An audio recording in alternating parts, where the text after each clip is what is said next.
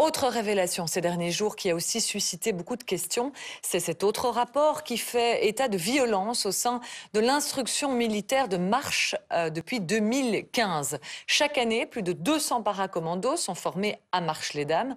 Bonjour Mathieu Langer. Eux aussi effectuaient leur rentrée ce matin en présence du ministre de la Défense et de nouvelles mesures ont été annoncées pour éviter que ce type de fait se reproduise. Alix, car des faits de violence, coups et blessures, non-respect du programme d'entraînement, des faits de vol, de drogue ou même d'abus d'alcool ont été constatés ici à Marche-les-Dames.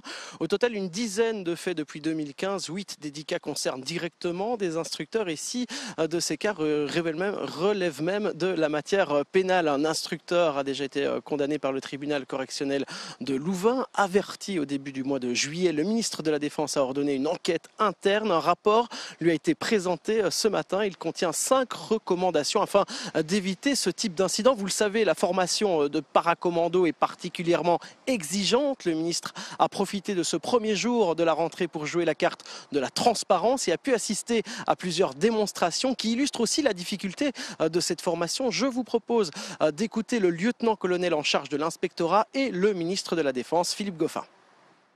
Naturellement, ils travaillent souvent dans des conditions difficiles, peu de sommeil, manque de nourriture, des longues journées sur le terrain.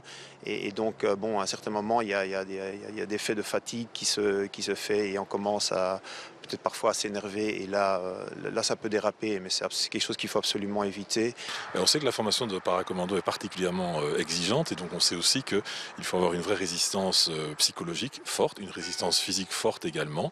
Ça n'empêche pas que ça autorise pas non plus des comportements inadéquats. Il y a la formation, je le disais, tant physique que psychologique. Il y a des limites qui ne peuvent pas être dépassées. Si elles sont dépassées, il y a sanction.